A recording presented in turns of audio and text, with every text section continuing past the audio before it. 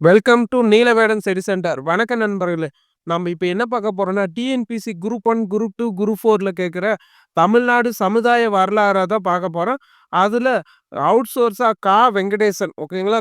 வெங்கடேசன் புக்க தான் பார்க்க போறோம். இது ஆல்ரெடி நம்ம கன்டினியூட்டி பார்த்துட்டு வரோம். பார்க்காதவங்க அத பார்த்துட்டு வந்துருங்க.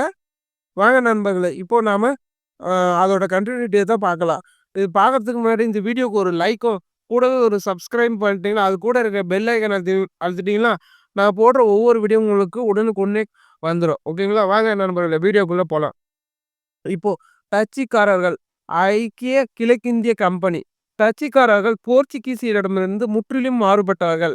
டச்சுக்காரர்கள் வந்து போர்ச்சுகீசியரிடமிருந்து இப்போ போர்ச்சுகீசியர்னா வேற, டச்சு வேற. அப்போ 2 ஞாபகம் வச்சுக்கோங்க. 2ம் ஆப்போசிட். அப்போ டச்சுக்காரர்கள் போர்ச்சுகீசியரிடமிருந்து முற்றிலும் மாறுபட்டவர்கள்.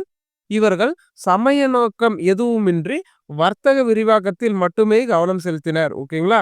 அவங்க இப்போ டச்சுக்காரர் வந்து சமய நோக்கம் எதுவுமின்றி வர்த்தக விரிவாக்கத்தில் மட்டுமே கவனம் செலுத்தினர். இவர்களது 4 வர்த்தக கப்பல்கள் 1595ஆம் ஆண்டு மலபார் கடற்கரையை வந்தடைந்தன. ஓகேங்களா? அப்போ இவர் வந்து 1595 ஞாபகம் வச்சுக்கோங்க. போர்ச்சுகீசியர் ஃபர்ஸ்ட்டு வாஸ்கோ ட காமா வந்து 1498 ஓகேங்களா? அது வரைக்கும் ஞாபகம் வச்சுக்கோங்க. இவங்களுக்கு வந்து 1595 இது வந்து அவுட் சோர்ஸ். ஏன்னா புக்ல எங்கேயுமே இருக்காது. நான் படிச்ச வரைக்கும் இது இந்த இந்த பாயிண்ட் இல்ல. அதனால இத ஞாபகம் வச்சுக்கோங்க. 4 வர்த்தக கப்பல்கள் வந்து 1595ஆம் ஆண்டு மலபார் கடற்கரையை வந்தடைந்தன. அங்கிருந்து அவர்கள் கிழக்கு கடற்கரைக்கு வந்தன. 1602இல் டச்சு வர்த்தக நிறுவனங்கள் ஒருங்கிணைந்து வலிமையான ஐக்கிய கிழக்கிந்திய கம்பெனியை உருவாக்கினார். அப்போ டச்சு வந்து 1602 ஞாபகம் வச்சுக்கோங்க. இது புக்லயும் இருக்கும். ஆனா இது இங்கேயும் பார்த்துக்கோங்க. 1602 ஐக்கிய கிழக்கிந்திய கம்பெனி உருவாக்கின வலிமையான டச்சு அரசாங்கமும் அம்முயற்சிக்கு முழு ஆதரவை அளித்தது.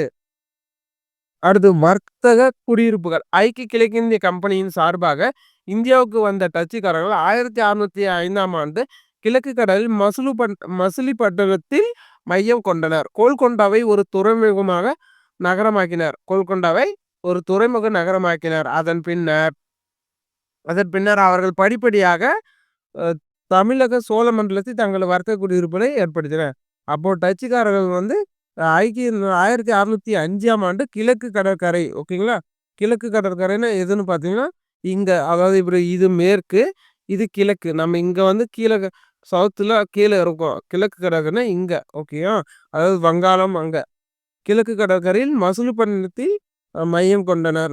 கோல்கொண்டாவை துறைமுக நகரம் ஆக்கினர். இது வந்து முக்கியம். இத மட்டும் ஞாபகம் வச்சுக்கோங்க. அடுத்தது வர்த்தக தலைநகர். 1608ஆம் ஆண்டு 1608ஆம் ஆண்டு டச்சு வர்த்தகர்கள் செஞ்சி கிருஷ்ணப்ப நாயக்கரின் அனுமதியோடு ஓகேங்களா? ஞாபகம் வச்சுக்கோங்க. செஞ்சி கிருஷ்ணப்பர் இதெல்லாம் புக்ல இருக்காது. இதெல்லாம் அவுட் சோர்ஸ் தான். 1608ஆம் ஆண்டு டச்சு வர்த்தகர்கள் செஞ்சி கிருஷ்ணப்ப நாயக்கரின் அனுமதியோடு தேவனாம்பட்டினத்தில் ஓகேங்களா? தேவனாம்பட்டினத்தில் தங்களது குடியிருப்பை அமைத்தனர். அப்போ டச்சுக்காரர்கள் முதலில் எங்கு வந்து வந்தார்னா மசிலிப்பட்டினம். அத ஞாபகம் வச்சுக்கோங்க. அது 1605 5ல தான் மசிலிப்பட்டினத்துல ஃபர்ஸ்ட் ஆனா அவன் வந்து 4 வர்த்தக கப்பல்ல வந்து 1595 அதுவும் இயர் ஞாபகம் வச்சுக்கோங்க. அடுத்தது அவர்கள் தேவனாம்பட்டினத்தில் தங்கள் குடியிருப்பை அமைத்தனர். இதுவே பின்னர் ஆங்கிலேயரின் புனித டேவிட் கோட்டையாக பெயர் மாற்றம் பெற்றது. ஓகேங்களா? இது ரொம்ப முக்கியம். புனித டேவிட் கோட்டை எப்படி உருவாச்சுன்னா, டச்சுக்காரர்கள் அங்க ஒரு குடியிருப்பை தேவனாம்பட்டினத்தில் வந்து உருவாக்குனாங்க. அது ஆங்கிலேயரால் கைப்பற்றப்பட்ட அது புனித டேவிட் கோட்டை ஓகேங்களா? ஆக பெயர் மாற்றப்பட்டது. அடுத்த 2 ஆண்டுகளில் டச்சுக்காரர்கள் உள்ளூர் நாயக்கர்களிடமிருந்து புலிக்கோட்டையை பெற்று அதை தங்களது அரண்காப்பு மையமாக மாற்றிக்கொண்டனர். அதன் பின் அவர்கள் போர்ச்சுகீசிய வளர்த்த தரங்கம்பாடியையும், தூத்துக்குடியும், நாகப்பட்டினத்தையும் கைப்பற்றிக் கொண்டனர். இவற்றில் நாகப்பட்டினம் டச்சுக்காரரின் வர்த்தக தலைநகரமாக திகழ்ந்தது. இவர்களது குடியிருப்புகள் அனைத்தும் அரண்காப்புகளால் வலிமைப்படுத்தப்பட்டன. ஓகேங்களா? இப்போ இதுல முக்கியம் வந்து பார்த்தீங்கன்னா, டேவிட் கோட்டை ஓகேங்களா? தேவனாம்பட்டினத்தில உருவாக்குன டச்சுக்காரர்களோட குடியிருப்பு பகுதிய தான் ஆங்கிலேயர் வந்து புனித டேவிட் கோட்டை வந்து பேர் மாற்றம் பட்டாங்க. அடுத்தது இவங்களோட தலைநகரம் பார்த்தீங்கன்னா நாகப்பட்டினம். ஓகேங்களா? டச்சுக்காரன் வர்த்தக தலைநகர் எதுனா நாகப்பட்டினம்ன்றது முக்கியம். இது ஞாபகம் வச்சுக்கோங்க. அடுத்தது வர்த்தக வல்லுனர்கள். டச்சுக்காரர்கள் வர்த்தக வல்லுனர்கள் மட்டுமல்லாது திறமையான நிதி நிபுணர்களாகவும் இருந்தனர். சங்ககால தமிழர்களைப் போன்று திரைக்கடலோடி திரவியம் சேர்த்து பொருள் பெரும் பொருள் ஈட்டினார். ஓகேங்களா? டச்சுக்காரர் வந்து வர்த்தக வல்லுநர் மட்டுமல்லாது திறமையான நிதி நிபுணர்களாகவும் இருந்தனர். சங்ககால தமிழர்களைப் போன்று திரைக்கடலோடியும் திரவியம் சேர்ந்து பெரும் பொருள் ஈட்டினர். ஓகேங்களா? அடுத்தது சேர்த்த செல்வத்தை வர்த்தக விரிவாக்கத்துக்கே செலவிட்டனர். வர்த்தகத்தில் நாட்டம் கொண்ட டச்சுக்காரர்கள் மதமாற்றத்தை தவிர்த்தனர். ஓகேங்களா? வர்த்தகத்தில் நாட்டம் கொண்ட டச்சுகள் மதமாற்றத்தை தவிர்த்தனர். தமிழக ஆட்சியர்களின் உள விவகாரங்களில் தலையிடுவதில்லை. அடுத்து டச்சு வர்த்தகர்களுக்கு கிடைத்த தாய்நாட்டு ஆதரவும் தேசிய குணமும் தெளிவான குறிக்கோளும் தீர்மையான முறைகளும் இவர்கள் வெற்றி காரணம் என்று கருதுகிறார் பேராசிரியர் ஆர் சத்யநாதையர். ஓகேங்களா? ஆர் சத்யநாதையர். அப்போ இதில் முக்கியம் பார்த்தீங்கன்னா சங்ககால தமிழர்களை போட்டு இவங்க வந்து திரைக்கடலோடையும் திரையும் சேர்ந்து பொருள் ஈட்டினர். அது ஒன்று. அடுத்தது தமிழக ஆட்சியில் தலையிடுவதில்லை. இவங்க வந்து உள்ளாட்சி அந்த சண்டை சச்சரவுல எதுவுமே இல்லை. அவங்க தெளிவான குறிக்கோள் வர்த்தகம் மட்டும்தான் செஞ்சாங்கன்னு சத்யநாதையர் சொல்லியிருக்காரு. அடுத்தது டச்சுக்காரர்கள் மதமாற்றத்தில் அக்கறை கொள்ளாவிட்டாலும் அடிமை வியாபாரத்தில் ஆர்வம் காட்டியதால் அவர்களுக்கு மக்கள் செல்வாக்கு குறையலாயிற்று. ஓகேங்களா? அவங்க மத மாற்றத்தில் அக்கறை கொள்ளாலும் அடிமை வியாபாரத்தில் ஆர்வம் காட்டினாங்க. ஓகேங்களா? அடிமை நிறைய வாங்கினா நிறைய பேர் வேலை செய்யறதுக்கு பிடிச்சிக்கலாம் அப்படின்னு சொல்லி வாங்கியிருக்காங்க. ஓகேங்களா? அடுத்தது ஆங்கிலேயர் வர்த்தக சவாலை சமாளிக்க முடியவில்லை. எனவே டச்சுக்காரர்கள் தமிழ்நாட்டை விட்டு வெளியேற வேண்டியதாயிற்று. ஓகேங்களா? அடுத்தது நம்ம டேனியர் வரவேற்பு. 1616ஆம் ஆண்டு டென்மார்க் கிழக்கிந்திய கம்பெனி மன்னர் 4வது கிறிஸ்டினின் இது புக்ல இருக்கும் பேராலும் துவங்கப்பட்டது 1616 மார்ச். ஓகேங்களா? அதுவும் இந்த மார்ச் வரைக்கும் மார்ச் 20ன்னு கொடுத்து மார்ச் 16 20 ஓகேங்களா? அது ஞாபகம் வச்சுக்கோங்க. 1616ஆம் ஆண்டு டென்மார்க் கிழக்கிந்திய கம்பெனி மன்னர் 4வது கிறிஸ்டினது பேராதவுடன் துவங்கப்பட்டது. இது முக்கியம். அடுத்து 4 ஆண்டுகளுக்கு பிறகு 1620 மன்னர் கிரேட் தலைமையில் சில வணிகர்களை தஞ்சாவூருக்கு அனுப்பினார். தஞ்சாவூருக்கு வந்த வர்த்தகர் தஞ்சை ரகுநாத நாயக்கருடன் பேச்சுவார்த்தை நடத்தி அவருடைய ஆதரவோடு தரங்கம்பாடியில் தங்கள் வர்த்தக குடியிருப்பை அமைத்து கொண்டனர். அப்ப தரங்கம்பாடியில டேனியர் ஃபர்ஸ்ட் எங்க 1620 ஞாபகம் வச்சுக்கோங்க. 1620 டேனியர்கள் தரங்கம்பாடியில ஃபர்ஸ்ட் அது வந்து 1616 தான் அவங்க டென்மார்க் கிழக்கிந்திய கம்பெனி உருவாக்கப்பட்டது. அது யாராலும் 4வது கிறிஸ்டினது. ஓகேங்களா? ஓகேங்களா? அவரோட பேராதுடன் தொடங்கப்பட்டது. அவங்க தஞ்சாவூர்ல இருக்க தரங்கம்பாடி. அடுத்தது ரகுநாத நாயக்கர் டேனியர்களின் குடியேற்றத்தை விரும்பி வரவேற்றதாக குறிப்பிடுகிறார் பேரரசர் சத்யநாத ஐயர். ஓகேங்களா? அடுத்தது திறமைமிக்க வர்த்தகர்கள். டேனியர்கள் திறமைமிக்க வர்த்தகர். அவர்கள் தேயிலை பெரிய அளவில் இறக்குமதி செய்து அதில் பெரும்பகுதி பிரிட்டனுக்கு ஏற்றுமதி செய்து அதிக லாபத்திற்கு விற்றனர். அதாவது டேனியர்கள் வந்து பார்த்தீங்கன்னா இங்கிலாந்து. ஓகேங்களா? இப்போ வந்து பிரிட்டன்னாலும் இங்கிலாந்து தான். ஓகேங்களா? பிரிட்டன் தான் இங்கிலாந்துக்கு வந்து பார்த்தீங்கன்னா தேயிலையை அதிக அளவு இறக்குமதி, அதாவது நம்ம இந்தியாவில் இறக்குமதி செய்து பெரும் பகுதி பிரிட்டனுக்கு ஏற்றுமதி செய்தாங்க. ஓகேங்களா? அப்போ அங்கே அவங்களுக்கு அதிகமாக லாபம் கிடைச்சிச்சு அப்படின்னு சொல்லி கொடுத்துருக்காங்க. அடுத்தது டச்சு கம்பெனி தமிழக பொருட்களை மலாய்த்தி கூட்டத்துக்கு கொண்டு சென்று விற்பனை செய்தனர் அப்படின்னு சொல்லி கொடுத்துருக்காங்க. அடுத்து திரும்பும் போது வாசனை திரவங்களை கொண்டு வந்து வியாபாரம் செய்தனர். ஓகேங்களா? ஃபர்ஸ்ட் இங்கிருந்து வந்து இந்த தேயிலை பொருட்கள் எடுத்துன்னு போயிட்டு வரும்போது வாசனை திரவங்களை கொண்டு வந்தாங்க. அப்போ இந்தியாவில் வாசனை திரவங்களுக்கு அதிக டிமாண்ட் இருந்தது. ஓகேங்களா? அது மாதிரி சொல்லி அடுத்து தரங்கம்பாடி. டேனியர்கள் தரங்கம்பாடியை பெரிதும் நேசித்தனர். ஓகேங்களா? தரங்கம்பாடியை பெரிதும் நேசித்தனர். தரங்கம்பாடி என்றால் இசைப்பாடும் அலைகளை கொண்ட இடம். ஓகேங்களா? அப்போ தரங்கம்பாடினா என்னது? இசைப்பாடும் அலைகளை கொண்ட இடம் என்று பொருள். அவர்கள் தரங்கம்பாடியை டேனிஸ்பெர்க் என்று அழைத்தனர். இந்த கவிதை பாடும் கடலோர கரையில் டேனிய தளபதி ஓவோ ஜோடோ ஒரு கோட்டையை கட்டினார். அப்போ தரங்கம்பாடியில ஒரு கோட்டையை கட்டியிருக்காரு. ஓகேங்களா? அவர் யாருன்னா ஓவோ ஜோடோ. அடுத்தது துவக்கத்தில் அக்கோட்டையை ஆளுநரும் அவரது அதிகாரிகளும் பயன்படுத்தினார். அவர்களுக்கென குடியிருப்பும் கட்டப்பட்டது. ஓகேங்களா? அடுத்தது 1620ஆம் ஆண்டு டேனியர்கள் தரங்கம்பாடிக்கு வந்தபோது, அங்கிருந்த ஒரு அழகான சிற்ப வேலைப்பாடுகளுடன் கூடிய மாசிலாமணி நாதர் ஆலயம் ஓகேங்களா? மாசிலாமணிநாதர் ஆலயம் இருப்பதைக் கண்டு அசத்தினர். அதிசயித்தனர். அக்கோயில் 1305 இல் மாவர சுந்தரபாண்டியன் மன்னரால் கட்டப்பட்டதாக கருதப்படுகிறது.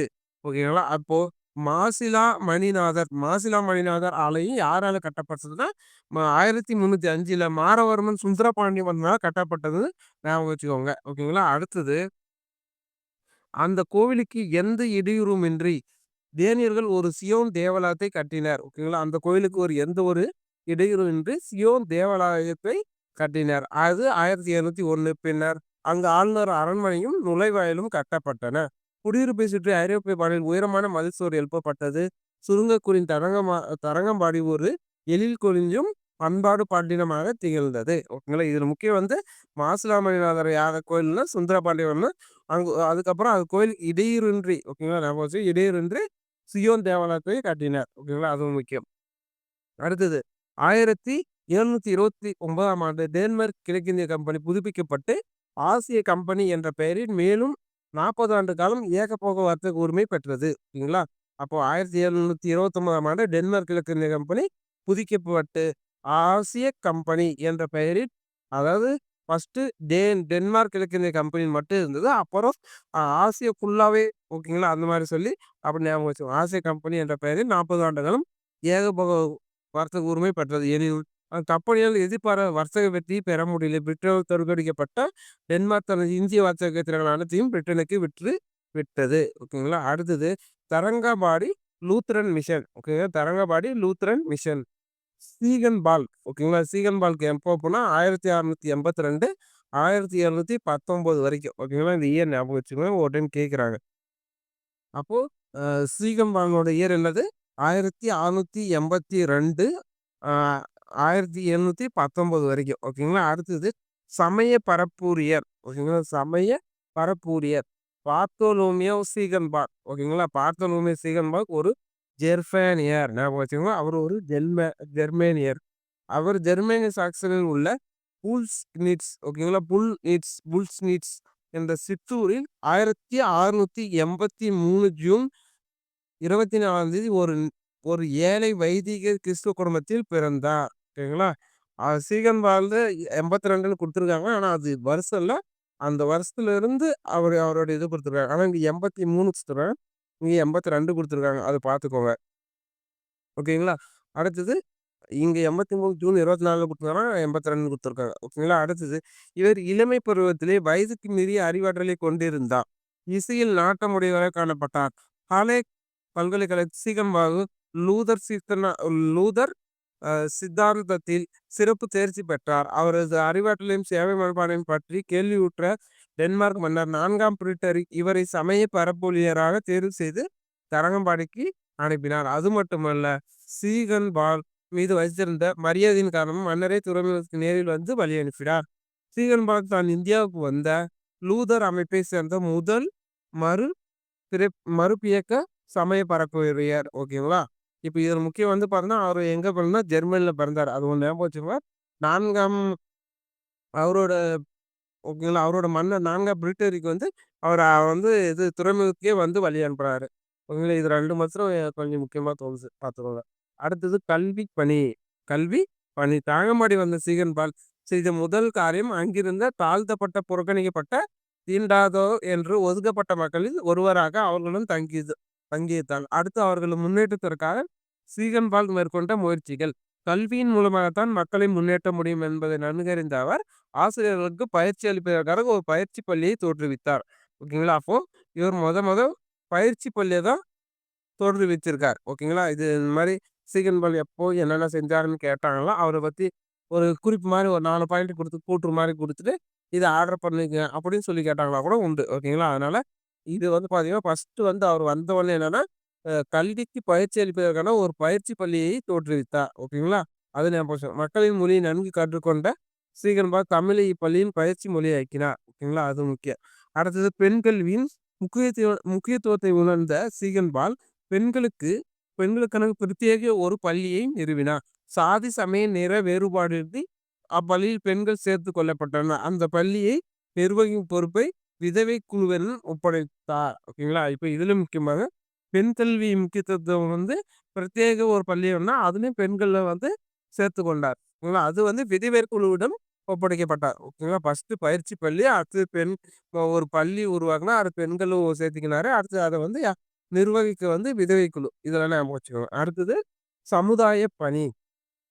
சமுதாய பணி பார்த்தீங்கன்னா, சமுதாய பணி தரங்கம்பாடி. ஓகேங்களா? தரங்கம்பாடியில மக்களிடையே பன்னெடுங்காலமா நிலவி வந்த சாதி வேறுபாடுகளை போக்கும் சமுதாய பாணியில் சீக்கிரமா முனைப்புடன் ஈடுபட்டார். அடுத்தது சமுதாயத்தில் ஒரு பிரிவினரை ஒதுக்கி வைத்து அவர்களுக்கு கல்வி அளிக்காமல் புறக்கணித்து தீண்டாதவர்களாகிய பிராமணர்களை கடுமையாக கண்டித்தார். அதனால் ஆத்திரமடைந்த சில அடிப்படைவாதிகள் சீகன்பால்வை கொலை செய்ய சதி செய்தனர். அதை பொருட்படுத்தாமல் சீகன்பால் மக்கள் தொண்டே மகேசன் தொண்டு என கருதி சமூக சேவையில் ஆர்வத்துடன் தன்னை அர்ப்பணித்துக் கொண்டார். மக்கள் இவர்களது பணியால் பெரிதும் கவரப்பட்டார். ஓகேங்களா? அடுத்தது சமய பணி. ஓகேங்களா? சமய பணி. சீக்கிரமா சமய செய்திகள் மக்களை சென்றடைய வேண்டும் என்பதற்காக பல சமய தொண்டர்களுக்கு தமிழிலே பயிற்சி அளித்தார். 1718 அக்டோபர் 14 புதிய ஜெருசலம் தேவாலயத்தை நிறுவி அதை மக்களுக்கு அர்ப்பணித்தார். ஓகேங்களா? அப்போ இவர் 1718ஆம் ஆண்டு அக்டோபர் 11ஆம் தேதி புதிய ஜெருசலம் தேவாலயத்தை நிறுவி அதை மக்களுக்கு அர்ப்பணித்தார். அந்த தேவாலயத்தில் மக்கள் தங்கள் கலாச்சாரத்திற்கு தமிழில் வழிவகுத்தார்.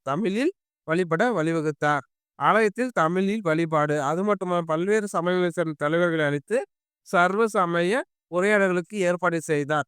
சமயங்கள் சமமாக கருத இவர் எழுதிய தென்னிந்திய கடவுள்களின் குடிவழி பட்டியல். ஓகேங்களா? தென்னிந்திய கடவுள்களின் குடிவழி பட்டியல் இவரது சிறந்த படைப்பாகும். ஓகேங்களா? இப்போ இதுல பாத்தீங்கன்னா சீகன்பாகு சமயப்பணியில பாத்தீங்கன்னா அவர் தமிழ்லே பயிற்சி அளித்தார்ன்றது ஒரு பாயிண்ட் முக்கியம். அடுத்தது அவர் புதிய ஜெருசலம் தேவாலயத்தை நிறுவினார். அது ஒண்ணு முக்கியம்.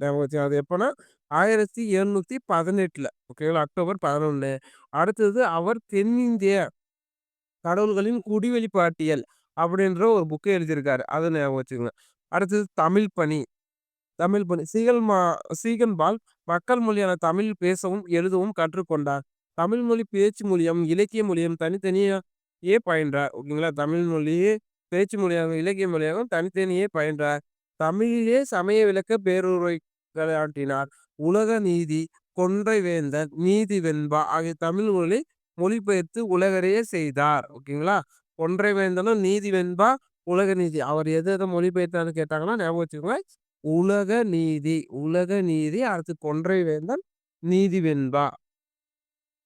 அதுக்கு அடுத்தது ஐரோப்பியரின் உபயோகத்திற்காக தமிழ் அகராதியும் தமிழ் சொற்களஞ்சியம் தயாரித்தார். அப்போ தமிழ் அகராதியும் உருவாக்கியிருக்காரு. அதாவது தமிழ் சொற்களஞ்சியத்தையும் தயாரித்தார். புதிய ஏற்பாட்டை தமிழில் மொழிபெயர்த்தார். சீகன்பால் ஒரு நடமாடும் நூலகமாக திகழ்ந்தார். ஓகேங்களா? இதுல முக்கியம் உலக நீதி கொன்றை வேந்தன். இதை ஞாபகம் வச்சுக்கோங்க. அடுத்தது நீதி வெண்பா. ஓகேங்களா? இது மொழிபெயர்த்து செய்தார். அடுத்தது தமிழ் அகராதி தமிழ் சொற்களஞ்சியத்தையும் தயாரித்தார். அடுத்தது புதிய ஏற்பாடு நியூ டெஸ்டமெண்ட் அப்படின்ற தமிழில் மொழிபெயர்த்தார். சீக்கிரம் நடமாடும் நூலகம். இதெல்லாம் முக்கியம். அடுத்தது பதிப்பக பணி. ஓகேங்களா? பதிப்பக பணி. சீகன்பால் புதிய பதிப்பகத்தின் முன்னோடி. ஓகேங்களா? பதிப்பக பணியில சீகன்பால் புதிய பதிப்பகத்தின் முன்னோடி. ஆசியாவிலே முதல் முறையாக அச்சுக்கூடத்தை நிறுவிய பெருமை இவருக்குரியது. அச்சுக்கூடத்தை முதல் ஆசியாவிலே இந்தியாவில இல்ல, ஆசியாவிலே முதல் முறையாக அச்சுக்கூடத்தை பிரிண்டிங் பிரஸ் என்ற நிறுவிய பெருமை இவருடையது. ஆசியாவிலே முதல் முறையாக அச்சுக்கூடத்தை. இதற்காக அச்சு இயந்திரம், காகிதம், மை போன்றவற்றை ஜெர்மனிலிருந்து இறக்குமதி செய்யப்பட்டன. இது சிறப்பு என்னவென்றால் அச்சுக்கோப்புகளை தமிழ் அச்சுக்களை ஜெர்மனிகளாக தயாரித்து கொண்டு வந்ததாகும். ஓகேங்களா? அச்சுக்கோப்புகளை தமிழ் அச்சுக்களை ஜெர்மனியிலே தயாரித்து அதாவது அச்சுக்கோப்புனா அந்த மிஷினோட அந்த பிரிண்ட் பட்டன் இருக்குல்ல அதை ஜெர்மனிலே அவர் தயாரிச்சாராம். ஓகேங்களா? அடுத்து கொண்டு வந்தார். இது எவராலும் நினைத்து கூட பார்க்க முடியாத அரிய சாதனையாகும். தரங்கம்பாடியிலிருந்த இவர் பலர் இம்முயற்சி பைத்தியக்காரத்தனமானது என்று கருதினார். இது உண்மையிலே ஒரு பைத்தியக்கார சாதனைத்தான். இந்த அச்சகத்தில் தமிழ் நீதி நூல்கள், மொழிபெயர்ப்புகள், நாள்காட்டி, துதிப்பாடல்கள், புதிய ஏற்பாடு போன்றவை அச்சிடப்பட்டு வெளியிடப்பட்டன. சுருங்கக்கூறின் சுருங்கக்கூறின் சீகன்பால் எழுத்தாளராகவும், பதிப்பாளராகவும், வெளியீட்டாளராகவும் விளங்கினார். ஓகேங்களா. இதுல முக்கியம் வந்து ஆசியாவிலேயே முதல் முறையாக அச்சுக்கூடம். அது ஞாபகம் வச்சுக்கோங்க. அது தரங்கம்பாடியில. ஓகேங்களா. அடுத்தது இறுதி நாட்கள். சீகன்பாக் இறுதி வரை ஓயாது உழைத்தார். கடைசி கட்டத்தில் தமிழில் ஜெர்மனியின் புலமை நிலையாக கொடுக்க வேண்டும் என்பதற்காக அடிப்படை அமைப்பில் கவனம் செலுத்தினார். ஓகேங்களா. இறுதி வரை ஓயாது உழைச்சாரு. கடைசி கால தமிழ் ஜெர்மனி புலமையை நிலையாக கொடுக்க வேண்டும் என்பதற்காக. ஓகேங்களா. அதாவது ஜெர்மனியோட பழமையை ஓகேங்களா தமிழில் நிலையாக கொடுக்க கவனம் செலுத்தினார். விவிலியத்தின் பழைய ஏற்பாட்டை தமிழில் மொழிபெயர்ப்பு மொழிபெயர்ப்பதில் நேரத்தை செலவிட்டார். இந்நூல் பின்னர் சென்னையிலும் ஐரோப்பிலும் வெளியிடப்பட்டது. சீமான் உடல்நலக்குறைவால் 37வது வயதில் 1710 பிப்ரவரி 24 தரங்கம்பாடியில் உயிர் நீத்தார். அப்போ அவரு இது தமிழ்நாட்டிலேயே அவர் வந்து உயிரிழந்திருக்காரு. ஞாபகம் வச்சுக்கோங்க. உங்களால் தமிழருக்காகத்தான் தன் வாழ்நாளை செலவிட்ட சீமான் தமிழ் மண்ணிலே மடிந்தார். ஓகேங்களா. இது வரைக்கும் பார்த்தோம். இதுக்கப்புறம் ஆங்கிலேயர். இது வந்து அடுத்த வீடியோல பார்ப்போம். Thank you guys.